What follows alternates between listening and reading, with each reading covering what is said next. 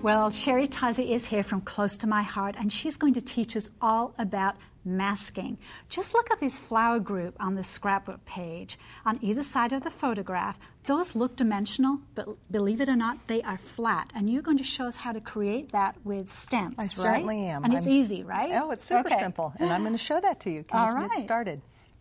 I'm going to first of all use this polymer stamp set, and what I really like about this is that there are so many wonderful images in here that really coordinate with one another, so you can get many different looks with it. All I have to do is go ahead and pull off the image that I want and put it on my clear acrylic block.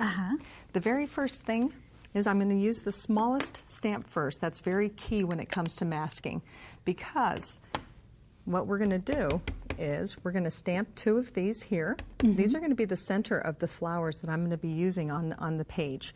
And we also need to stamp a third one, which, if you don't mind, I'm going to have you cut out, because that's going to become the mask that we're going to be using.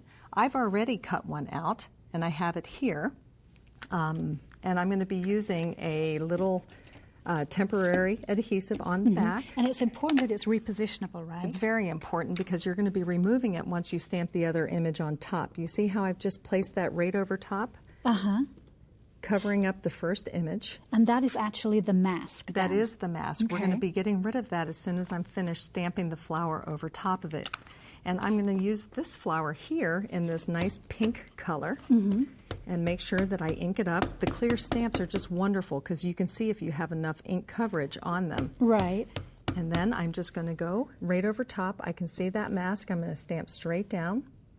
Okay. And then when you lift up, and what you'll want to do next is you'll want to remove the mask, and you'll see how that did not touch the yellow image underneath. Otherwise it would be a pink flower, right? Exactly no what yellow happens. center.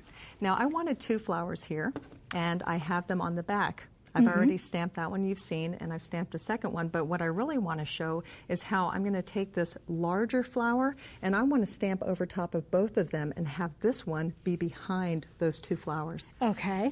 Now, in order to do that, one of the other things with this polymer stamp set is that it comes with this nice little padding that you can put underneath, and it works almost like a shock absorber. Right, so it's not just for protection, you also need to use it when you're stamping. That's exactly right. So it really helps make the image really nice. And I'm going to be using this brick red ink to do that. And I'm going to go ahead and ink it really well. You know, and that ink is always ready, because it sits right against the lid, right? Always ready. And I've already created a mask. I've stamped this, cut it out, and I'm just going to place it over top of these two finished flowers.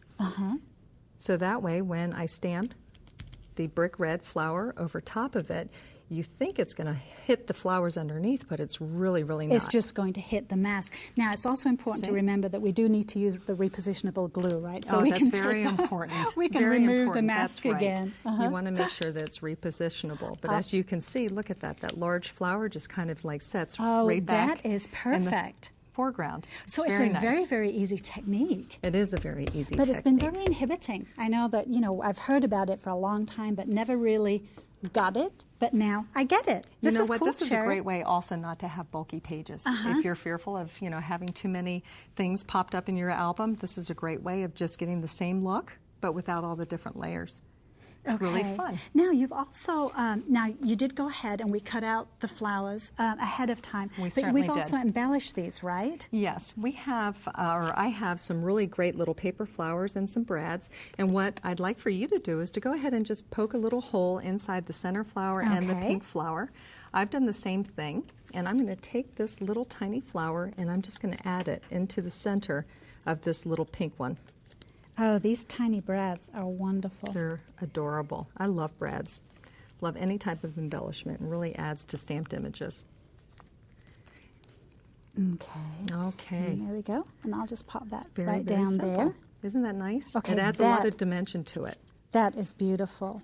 Now we have a page, so we can go ahead and we can actually add those little accents. Yes, we can. And we'll just move the stamp pads forward and just lay that right down on there.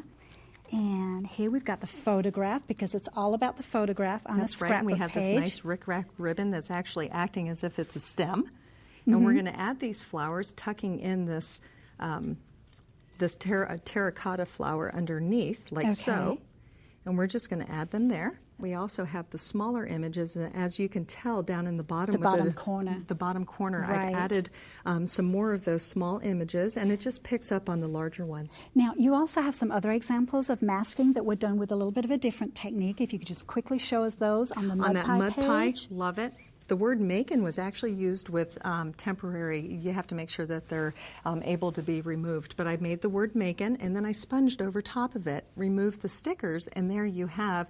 It's like a reverse masking technique. Right, that's very pretty. Fun, and then isn't on it? the love card. And I just embossed with some font stamps that I have and sponged over top of it, masking with that. And on the pink card at the bottom. And those are just embossed flowers Lots of that different I've things. also masked. Lots of different things. Sherri, thank you so much.